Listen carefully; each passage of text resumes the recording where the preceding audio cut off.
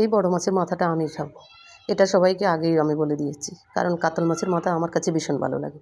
Hello everyone, আসসালামু আলাইকুম। সবাই কেমন আছেন? আলহামদুলিল্লাহ আমি ভালো আছি। আশা করতেছি আপনারাও ভালো আছেন।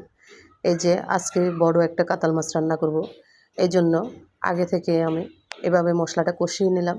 আর কষানোর পর এতে দিয়ে দিলাম আমার গাছের দুটো বেগুন আর দুটো অল্প কয়েকটা শিম ছিল, সেই শিমগুলো দিয়ে ভালোভাবে কষিয়ে রেখে দিচ্ছি। আর এই যে বড় মাছের মাথাটা কিন্তু আমিই খাবো, এই জন্য সবাইকে আগেই বলে দিয়েছি। আর এই জন্যই বড় মাছের মাথাটা ভেজে নিচ্ছি। আর এই যে এই মাছটা হচ্ছে কাতল মাছ। এই মাছের মাথাটা একটু সাইজে বড় হয়, কিন্তু মাছটা অনেক কম হয়। মাছের পরিমাণটা কম হয়, কিন্তু মাথাটা বিশাল বড় হয়। আর এই মাছটা আমি এখন ভেজে নিচ্ছি ভালোভাবে। প্রথমে আমি এই যে মাথাটা ভেজে নিচ্ছি, কারণ আমি আগেই বলে দিয়েছি মাছের মাথাটা আমি খাবো। কারণ পরিবারে যখন বাড়িতে যখন বড় একটা মাছ আনে, তখন মাছের মাথাটা আমি পছন্দ করি। আমি খাওয়ার জন্য সবাইকে আগে থেকেই বলে দিই, কারণ যেহেতু এখানে আর কেউ নেই, আমার সন্তানেরা আর স্বামীর সন্তান ছাড়া আর কেউ নেই, এই জন্য আমি সবাইকে বলে দিয়েছি। আমার সন্তানেরা মাছের মাথাটা খেতে চায় না, আমিই খাই বরাবর। আর আপনাদের ভাইও খায় না, আমিই খাই। আর এই জন্য দেখেন মাছের পিসগুলো আর মাথাটা ভেজে নিচ্ছি। একটু ভেজে নিলে তারপর খেতেও ভালো লাগে। আর যদি এমনিতে কাঁচা রান্না করা হয়, তাহলে সেও আরেক ধরনের স্বাদ। আর এই যে দেখেন মাথাটা ভেজে নেওয়ার পরে কী সুন্দর একটা মুচমুচে হয়েছে, একদম মুচমুচে করে ভেজে নিয়েছি।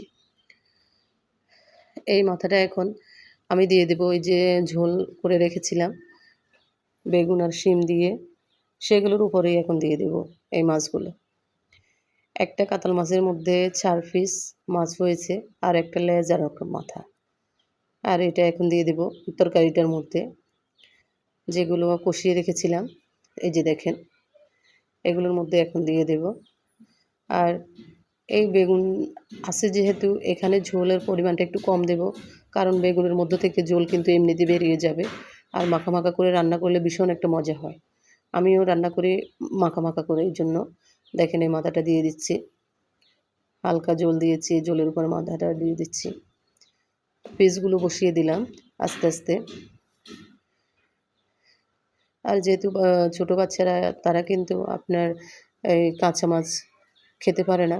হালকা করে একটু ভেজে নিলে বা মাছের কাঁটা বেশি তারা খেতে পারে, এই জন্য ভেজে নেওয়া ভালো। এই যে দেখেন মাশাআল্লাহ, আমার তরকারির কালারটা কেমন হয়েছে একটু কমেন্টে জানাবেন। আর এখানে আরেকটু অল্প পরিমাণে জল দিয়ে দিলাম, এখন ঢেকে দেব।